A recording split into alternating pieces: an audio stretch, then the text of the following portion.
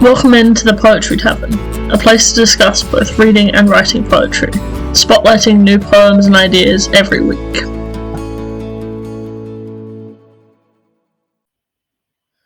Hello all, and welcome into this week's episode of the Poetry Tavern.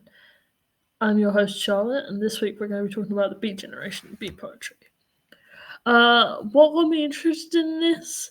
I genuinely cannot remember. I just wrote it on the list of things to talk about in the podcast, and I went back through that list a week ago, 2 weeks ago, and I was like, yeah, I don't actually know that much about it. So I did some digging, obviously, because I refuse to pull anything just from my head and speak it as fact. The Beat Generation were an American social and literary movement from the 1950s that was centered around bohemian artist communities. Think like Venice Beach and anything like bohemian, really. They were referred to as beatniks. I think they referred to themselves as that in a couple of the sources I looked at. And they used a lot of style of vocabulary that they borrowed from jazz musicians, which is really interesting. The interaction between those things. But beat poets, a lot of beat poetry is looking at and expressing personal experience and genuine lived experiences of people. Anyway, now that I've got the background information laid out, let's get into it. So, obviously, by nature of the format, the poems I picked couldn't be too long, but I found some ones that were of decent length and were fun and interesting to me. So, I'm gonna save all my waffling. This time, I'm gonna save all my waffling for afterwards. But this first one is Legacy by Amiri Baraka. For blues people.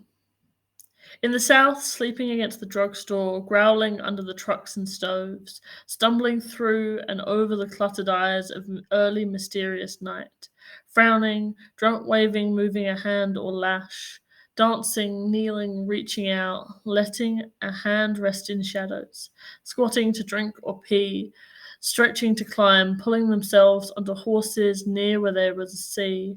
The old songs lead you to believe. Down a road where people towards the moon or the shadows of houses, towards the song's pretended sea. So, some interesting things to think about in regards to this poem. Amiri Baraka, who wrote this, originally wrote as a poet under the name Leroy Jones, which is close to the name he was given at birth. He was part of the beat movement in the 50s, and he was part of a lot of black writers' movements. He generally writes and wrote for any cause that he believed in. Now, while some of his poetry is controversial, not all of it is. He doesn't always agree with the radical politics of other people. But one of the interesting things for me, thinking coolly about the poetry itself, is that he believed that poetry was about a process of discovery, rather than, fulfilling traditional expectations, sticking to certain specific forms and structures. This poetry finds its inspiration in blues music, as the opening suggests. It sort of looks at the stories of these black men journeying that you see in a lot of blues, and the ostracization from society, but it's searching for a place of belonging, which is a really interesting perspective to come at, to take these stories from the blues music and sort of make them a part of, this is a narrative that is familiar to a lot of black people in the 50s and maybe even now. But yeah, it's really interesting. And there's no names in this poem, so it almost feels like it could be anyone, like that anonymizing thing of like it could be anyone. So really interesting stuff. Okay, cool. So moving on to our next poem, which is Rip Rap by Gary Snyder. Lay down these words before your mind like rocks, placed solid by hand in choice of place, set before the body of the mind in space and time, solidity of bark, leaf, or wall, rip-rap of all things, cobble of Milky Way, straying planets. These poems people lost ponies with dragging saddles, and the rocky sure-foot trails, the world like an endless four-dimensional game of Go.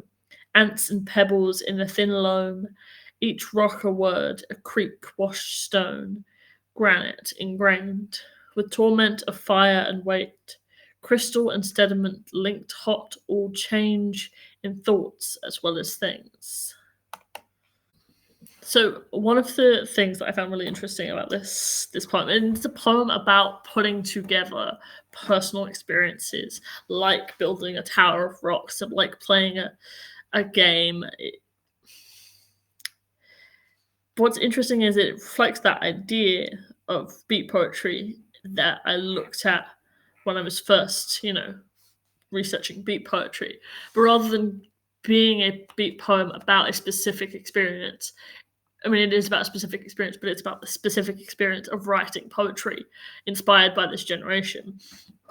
And it's very much take the experiences you have in life, take every pebble you've ever kicked and turn that into the poetry.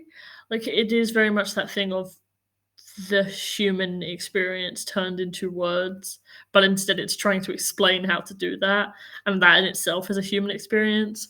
So yeah, it's really it's really interesting and just so cool, and it doesn't even have to necessarily say specifically what it's doing, but it's very nice and neat, but not yeah, just it's good, I like it.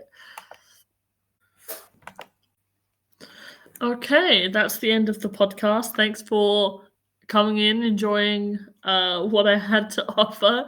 It's always interesting exploring a new sort of generation of poetry, a style, or even a movement that I have no clue about, just because you experience so many more things by reaching out and trying to touch the world. Maybe that's corny to say, but I just think it's really interesting. Next week's episode is going to be on dialogism. I've never heard it said out loud before. But yeah, I think it's something I've seen interestingly done, and I'd be interested to find more. So thanks for coming in. Thanks. Bye.